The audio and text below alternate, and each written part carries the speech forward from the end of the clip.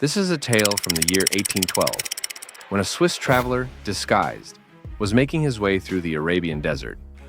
That traveler was Johann Ludwig Burckhardt, who lost his way and ended up on a narrow route winding through rock formations for nearly 1.5 kilometers. As he continued walking through the narrow, rocky path, it eventually opened up, and what he saw in front of him left him in awe. Before him stood an awe-inspiring monument sculpted directly into the limestone cliff.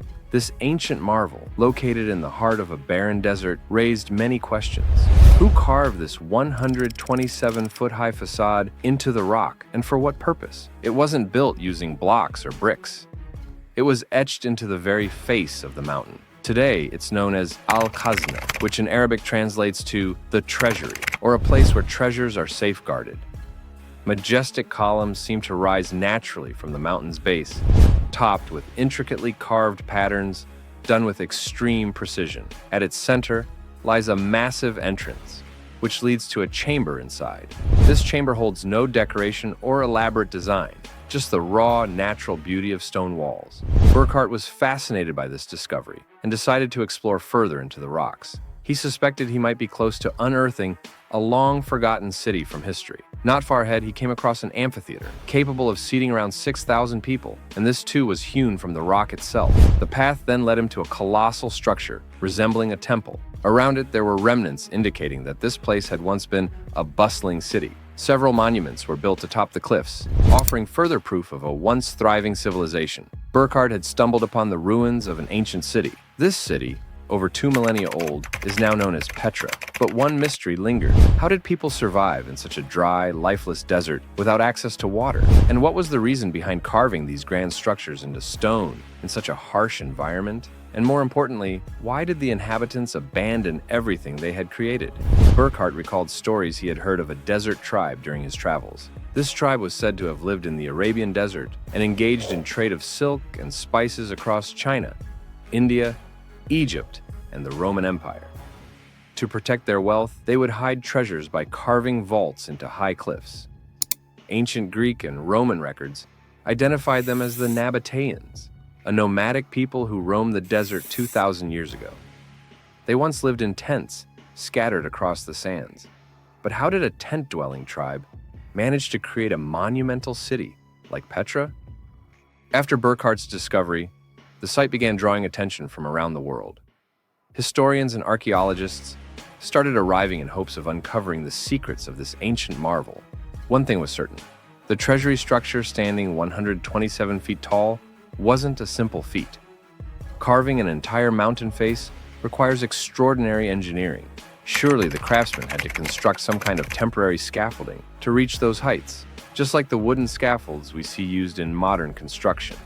Yet in Petra, not only the treasury, but other similar rock-carved buildings show no signs of any construction aids or platforms that would explain how they were made. After extensive study and experimentation, researchers came across an unfinished monument within Petra that possibly held the key to understanding their building techniques. This incomplete structure had only its top section carved. The rest of the stone below was untouched. This indicated that the Nabateans began carving from the top downward. They would climb the rock face and dig horizontally into the limestone, creating a shaft. From within this narrow corridor, they would carve downwards, etching out columns, facades, and ornamental designs. As they progressed downward, the removed stone would pile up below. Eventually, they could stand on this debris slope to complete the lower sections. No other ancient civilization is known to have used this top-down carving method. The first clear clue to this technique came when experts in the US attempted to replicate Petra's style of carving. Interestingly, very few inscriptions have been found in Petra. Only 1 or 2 areas contain writings in Aramaic, the language spoken in the Middle East during the time of Jesus. One such inscription described the tomb as sacred and warned that whatever was placed inside should never be moved or disturbed. When archaeologists examined the chamber with this inscription, they found shelves carved into the walls. Based on their size, these were believed to have held dead bodies, indicating the room was a burial chamber. Over 800 such tombs have been identified in Petra's cliffs. At one time, it was assumed that Petra served solely as a vast cemetery. However, evidence eventually showed signs of daily life and residential structures. Based on the size and layout of living quarters, it was estimated that Petra once had a population of between 20,000 to 30,000 during its prime. But the question remained, how did such a large population manage to survive in a dry, hostile desert? A critical clue was found in a structure called the Great Temple. On its floor were strange holes that seemed to hint at a hidden water system. When experts used ground-penetrating radar to investigate, they discovered an underground network beneath the temple. GPR works by sending radio signals into the ground, which reflect at varying speeds depending on the material they hit, moving slowly through soil and faster in air pockets. By analyzing these speeds, scientists can map out underground cavities. The scans revealed a sophisticated plumbing system under the temple, just like how modern homes are plumbed before construction. This was strong evidence that Petra had a vast underground water distribution system. But where did this water come from? After all, Petra is one of the driest places on Earth. A spring named Ain Musa still exists today and provides water from underground sources. However, it's located about 8 kilometers away from Petra. So, how did the Nabateans transport water such a distance? Through rocky terrain. Along the narrow passage leading to the Treasury, remnants of pipelines were discovered. These were connected through small segments. When water flowed through them, it must have leaked at the joints. But if water was so precious, how did they prevent wastage? Engineers explain that when water moves through pipes, air pockets naturally form, which create internal pressure and slow the flow. These pressure pockets can push against the pipe walls, causing leakage at the joints. After conducting several tests, hydro engineers found that if a pipeline is angled downward at exactly 4 degrees, the air pockets don't form, the flow remains steady, and leakage is prevented. When Petra's ancient pipelines were examined, it was discovered, astonishingly, that they were sloped precisely at 4 degrees. This showed that the Nabateans understood and applied advanced hydraulic engineering principles nearly 2,000 years ago, concepts only recently rediscovered. This proves that the Nabateans were true masters of water management. They sourced water not only from Ain Musa, but also from flash floods descending from the surrounding mountains. Even today, these floods are dangerous.